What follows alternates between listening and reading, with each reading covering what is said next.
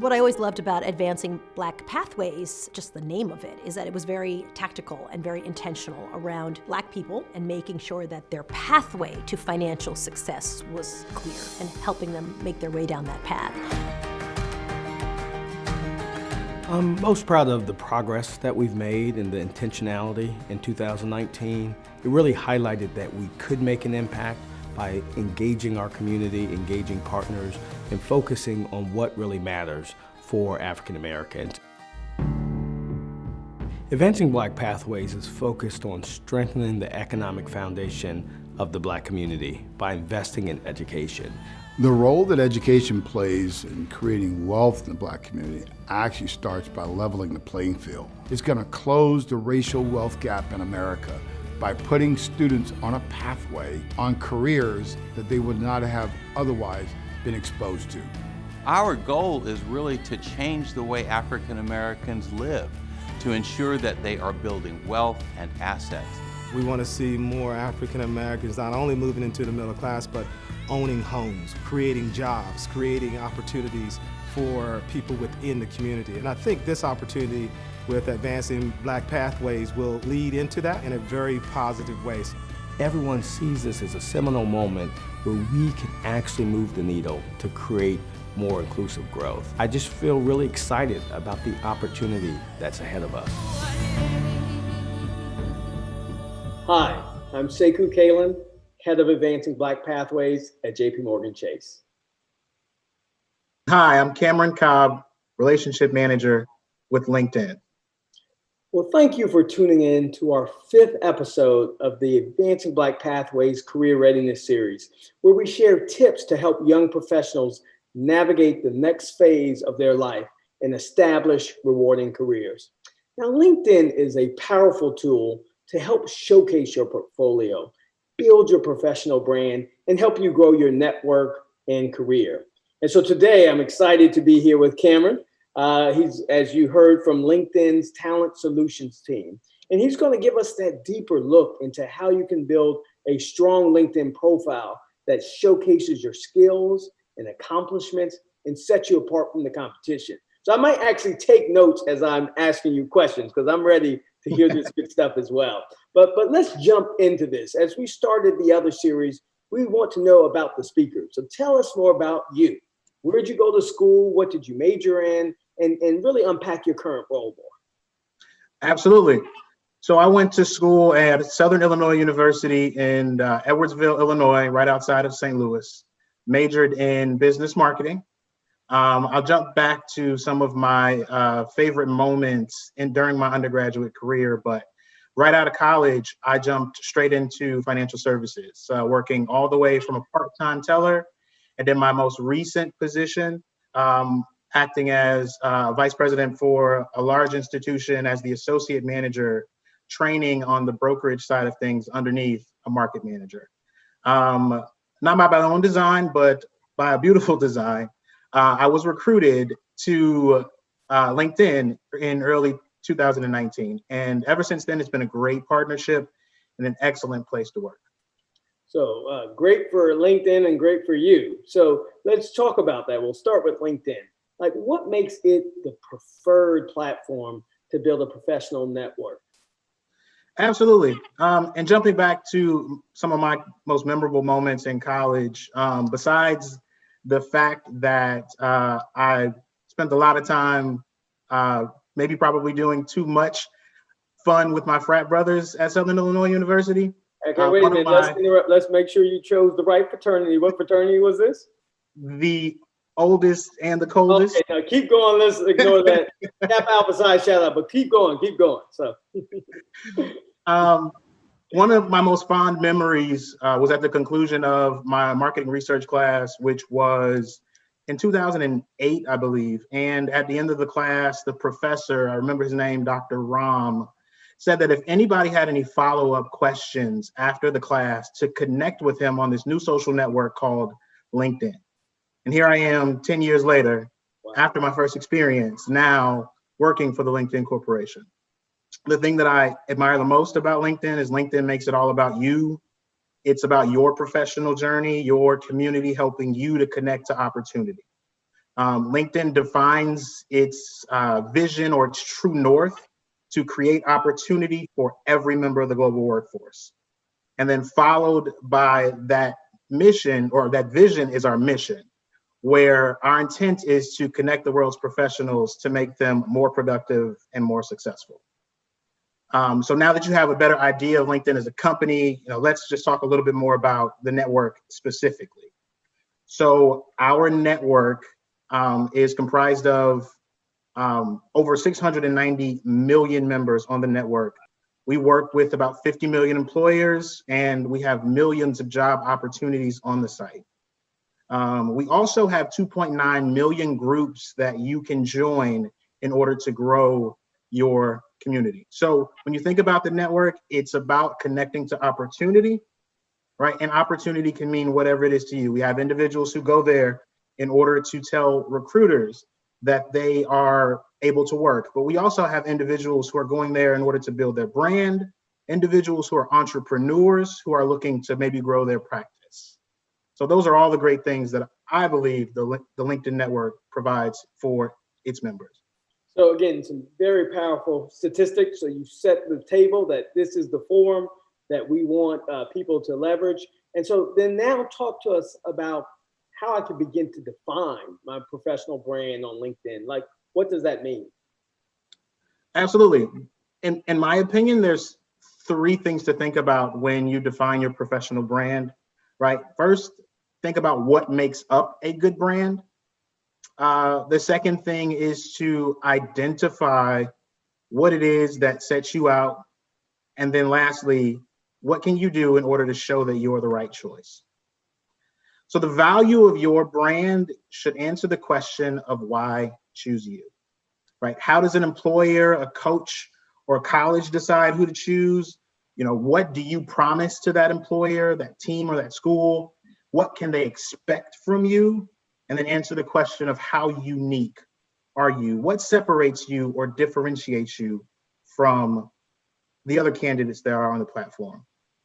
Next, in showing that you're the right choice, you'll also want to make sure that you display how your brand includes who you are now and how you've developed. So it should contain a couple of key things. One being your skills, so your work, your school, specific things that you may have obtained from a job or a class, your network, right? How you're able to be around people, how you work on a team, and then information. So employers and individuals in your network might look to you for thought leadership, might look for your areas of expertise. They want to learn more about your wisdom and your experiences. And then the last two things that I would add is making sure that your values shine through. What's important to you? And then lastly, your goals. So on your LinkedIn profile, you can leverage that space in order to say where you might want to be, in the next 2, 5, 10, or even at retirement.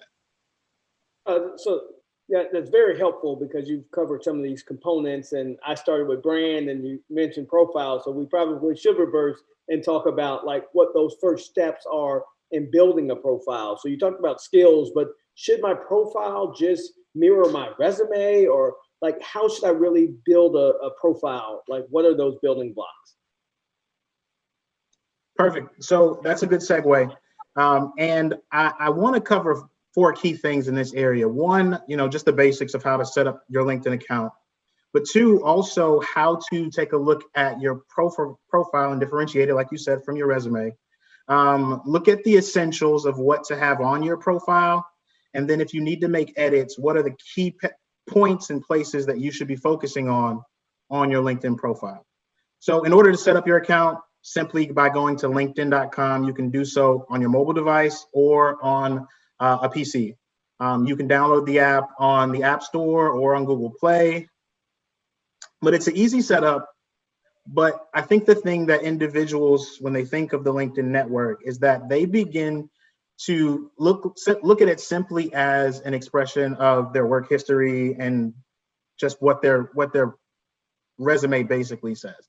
And the LinkedIn network is so much more than that. For example, in my personal experience, throughout all of the things that have been going on in recent events, whether it be social unrest or whether it be a pandemic, I can't express to you exactly how I'm feeling through my resume, but I can leverage to my network, and say how I'm feeling through my LinkedIn profile professionally. So there's a couple of big differences that I think that you should think about when you think about your LinkedIn profile. One, your LinkedIn profile speaks to all employers and not just a single one, right? So you're not specifically tailoring your LinkedIn profile for a job that you just applied for. Two, it goes into much more detail with skills, with rich media, with pictures, with posts, with telling people your true personality and also adding that human element. It also allows other professionals and employers to interact with you, to learn from you. And then if they want to reach out to you, they can also do so using the LinkedIn platform. And then lastly, it's a place where you can go in order to get recommendations and endorsements in order to add to your brand.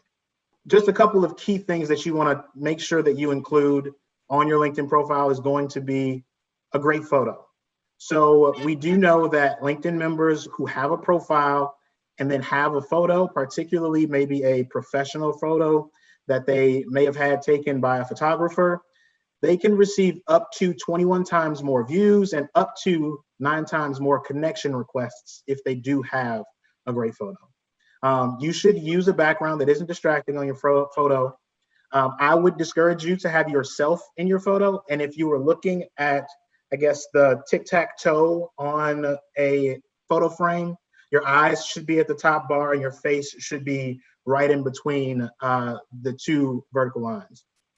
You want to smile, have a friendly expression, and then make sure that your face and nobody else's makes up this frame. So it's not a place for you to have post. my friends in there, you telling me. It should definitely be Okay. you by yourself. You'd want to dress on that photo like the job that you want. So if you're pursuing a more professional job, then I'd encourage you to maybe, do a little bit of what I call rough luxury with a jacket or a nice shirt or blouse. If you're working in the tech field, you might want to choose a picture that makes you seem a little bit more comfortable. There's also a couple of key things that I want to make sure that you have on your profile. So key sections that are going to help employers find you, but also help individuals in your network find you is going to be your location in your industry, your education, your work and internship information, any skills that you want to list, any volunteer experience, or any program or organization. Now, you don't have to include all of those, but those definitely make you more searchable if you do have those on your profile. One of the key areas that I also want to touch on is the headline. So it's that short phrase that describes who you are as a professional. This is one of my favorite sections to talk about because I think this is where you should actually focus a lot of attention on. So your headline is going to be just one tagline that should tell your big three. So when you think about your big three, think about yourself professionally, think about yourself as a human, and then also think about something else that makes you special. And in a couple of words, make sure that you put that on your headline. And then lastly, I just want to quickly touch on the summary. The summary is a place where you can go on and add in what I'd call your elevator pitch. So this will be a few sentences that give us a snapshot of what you've accomplished professionally, who you are as a person, and then also talks about what your intent or your promise or your future goals will be to your network. I do want to give a quick hot take that this section should be at least 40 words. We do know that individuals who have at least 40 words in the summary section do receive more connection requests. I'm gonna have to start counting up my words now. Is that my problem? I don't have enough words? Not just joking. But that's a great segue to the next question I have, and that's okay. Once again, I've been in financial services 20 plus years, so I've built a network and followers and all that stuff.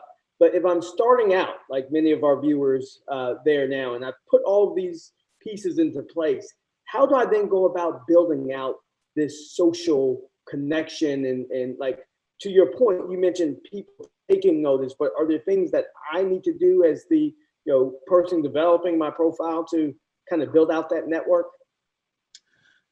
There are three key areas that I actually think that LinkedIn members should start to focus on when they think about their professional network. So it's going to start with the foundations. It's also going to include how you can discover existing connections throughout members who are already in your network, and then how you can search for new connections. So something that I just want to give a quick update on or point of fact, it's a did you know, is that 50% of hires result from a personal connection. So just so that I can kind of walk you through what connections mean on LinkedIn, your friend is going to be your first level connection or a first degree connection. The friend of a friend is going to be your second degree. And then that friend's friend is going to be your third degree connection, and so on and so forth. Research does show that your weak connections, like your second and third degree connections, they're often more valuable for your job search than strong existing connections because their networks are more diverse than your own. So for example, my neighbor's sister works at JPMorgan Chase. I've only met her once, but if I want to work at JPMorgan, she can help me find jobs there and then connect me with people in my field. So each time you connect with someone new, their own extended network becomes more accessible to you. So in discovering existing connections, the first thing I'd encourage you to do is click on My Network in the top navigation in order to find people that you already know. So this could be your friends, this could be colleagues that you currently have or previous companies that you've worked for.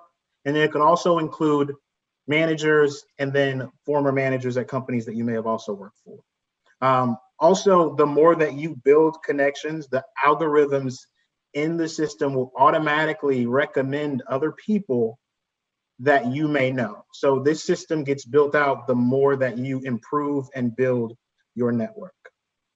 The second thing that I'd encourage individuals to do is to search for new connections by using the search bar in the top navigation in order to find connections by name, company, location, or keyword.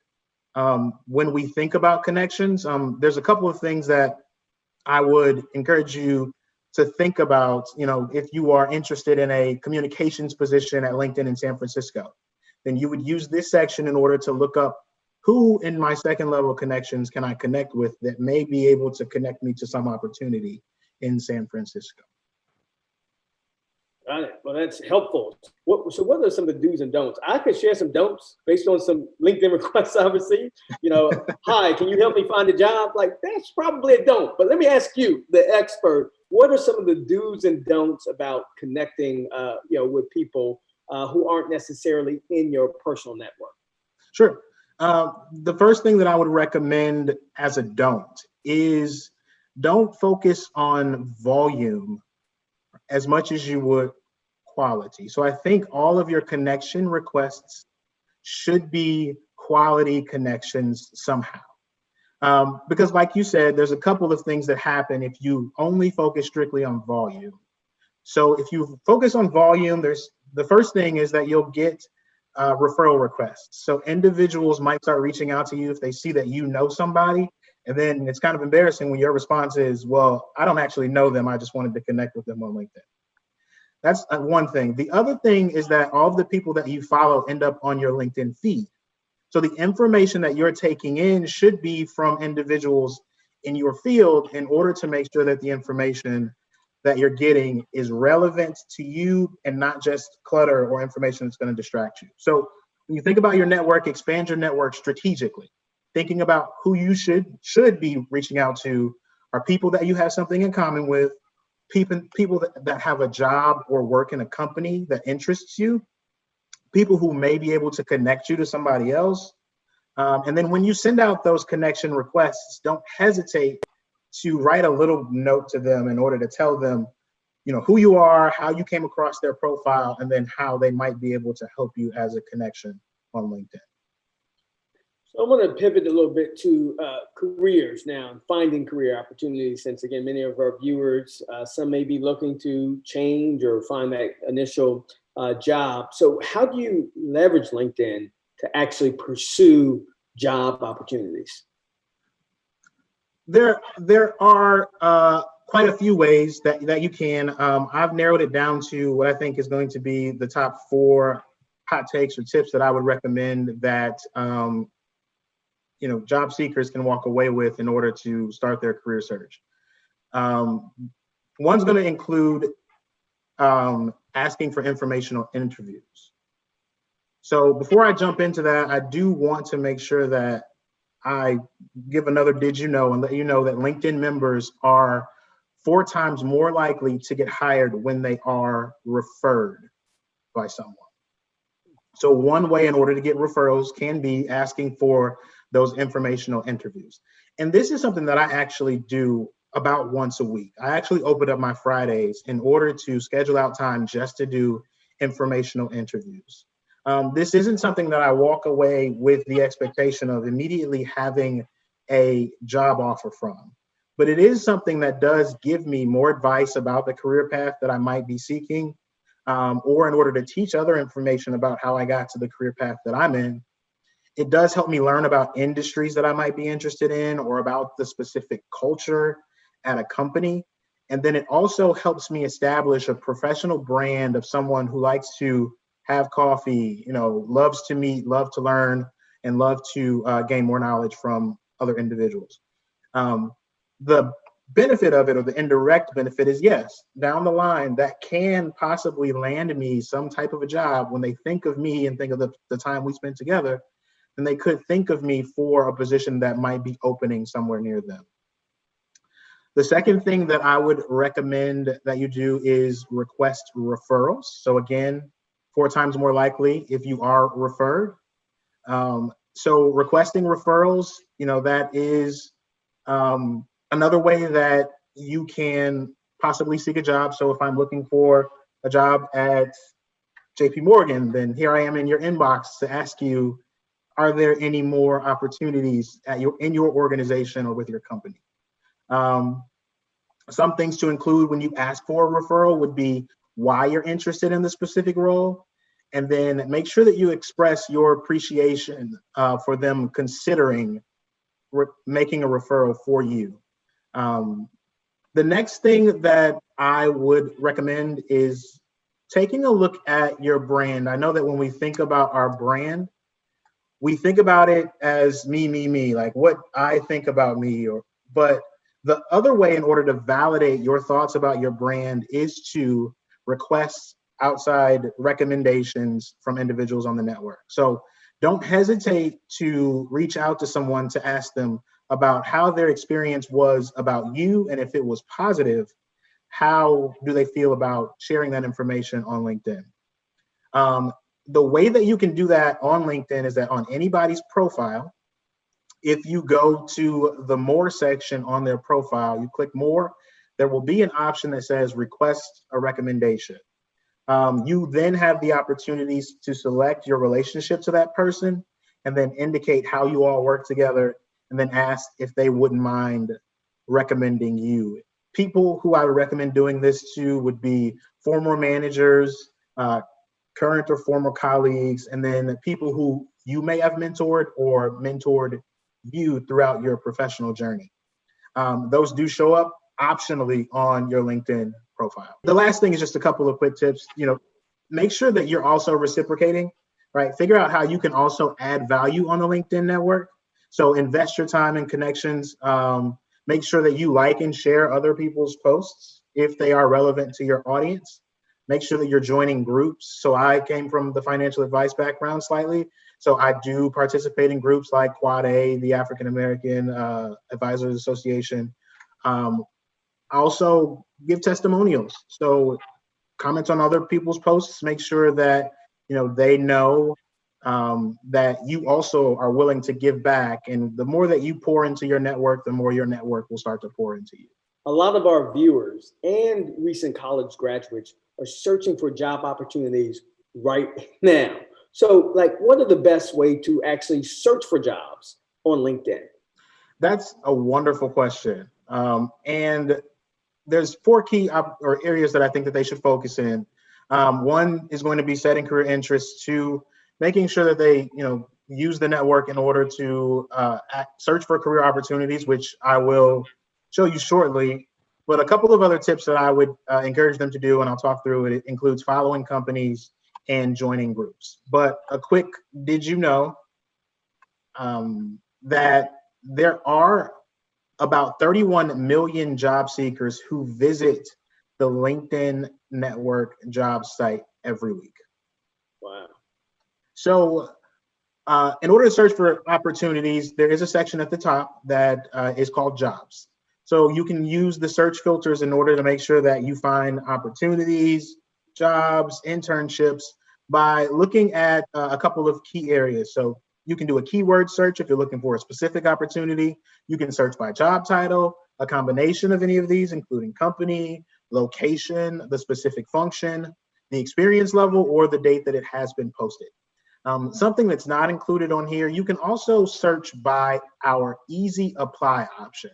So companies that opt for the easy apply option make it extremely easy for you to go in, learn more about the position. When you click easy apply, it collects a little bit of information, but it may not be a full application.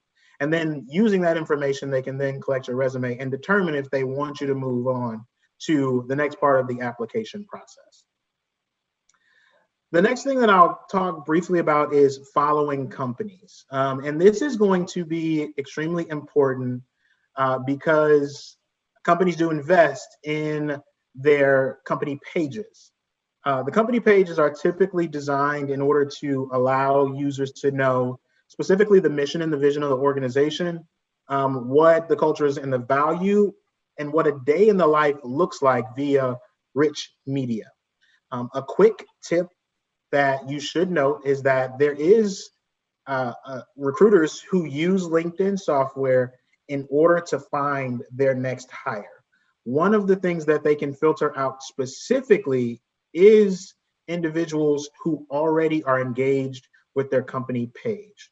So if I type in an accountant in San Francisco, 90,000 accountants might pop up, but recruiters might take a shortcut by clicking on individuals who are already aware of what their brand looks like, their culture and values, and then engages with their brand. The other thing that I want to point out here is it's important to join groups. And I'll try to say this in the best way that I can, but there's two things that I will say. That the first thing is LinkedIn does not have a specific way where you can identify yourself as a diverse candidate. The second thing that I will also state is that recruiters do have the ability in order to search for groups if they are looking for individuals of a diverse background or of a specific industry. For example, if an employer was looking for someone specifically who may be a Black engineer, then they can search through the NSBE list in order to learn more about who might be a good fit in a certain state. So it is important to join groups on the LinkedIn network.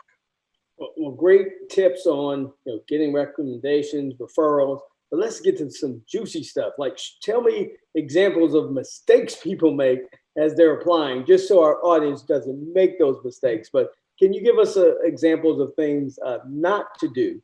So you gave us the to do. Tell us some of the not to do.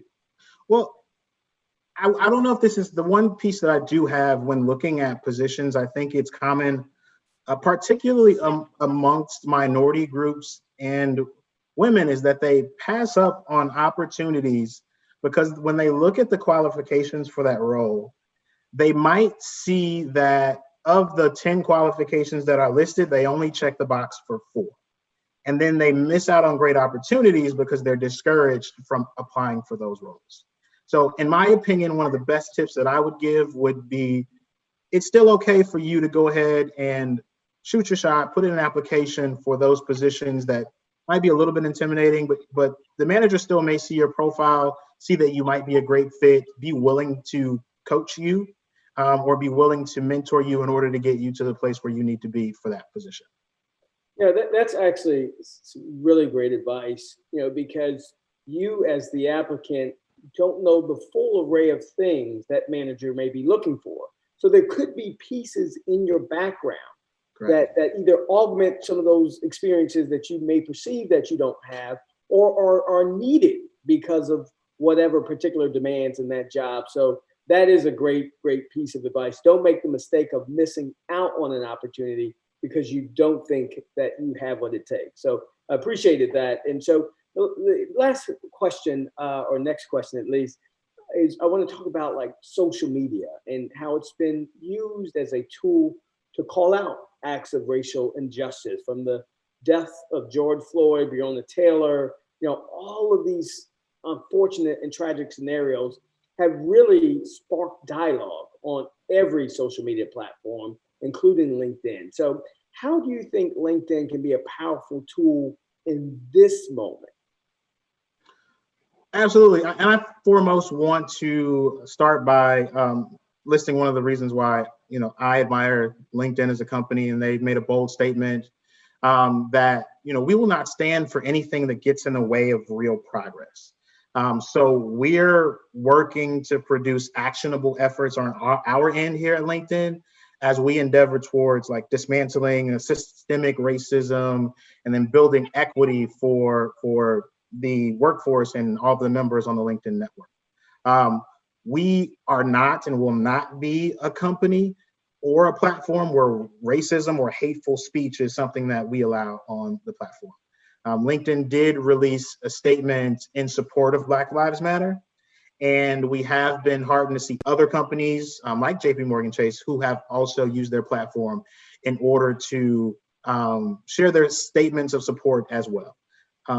Me personally, how I have leveraged the LinkedIn network in recent times, I used it two ways. One, I use it to educate myself. So our LinkedIn Learning platform does have courses available in order to, maybe coach me on how I can be a better community member, be willing and open in order to answer questions from colleagues who may not see how we've gotten to this point or what systemic racism may have looked like in the past. But I've also used it in order to express my voice or my thoughts and be an educator. So maybe sharing books that I think that individuals could read or documentaries that individuals can view in order to also educate themselves on their time about, not only how we've gotten to this point, but ideas, give them ideas about how we can move forward. So another thing that I absolutely admire about the LinkedIn network is a tool that they recently added on the network or my network tab called Black Voices to Follow and Amplify. So it's individuals, African-American individuals, that you can go on to the LinkedIn network, and it's recommended that you follow them, learn more about their journeys, their experiences, them as professional leaders, and then how you can prioritize that content in order to expand what's showing up on your feed. I've definitely taken advantage of this platform in this moment. Even prior to that, I would write articles, but as the head of Advancing Black Pathways and addressing challenges of this moment, or even around COVID-19, providing tips to make sure the message was getting out there. So I've appreciated it as that forum to really talk about some of these challenging issues or provide critical insights. And I've been so surprised. I remember when I would first, write an article, like happy to see 2,000, 3,000, 4,000 people, view it. Now, like when you see tens of thousands, you're like, wow, so you realize that it is a tool that can absolutely enable us to promote our efforts around such critical issues, but also represent your own brand. And so I think the tips you gave us were very important for people starting off. So they start off in a way that they're maximizing all of the resources of this powerful platform. So again, thank you for those tips. But I want to give you a chance too to talk about like outside of LinkedIn. Again, your own college journey and graduation and all that great stuff.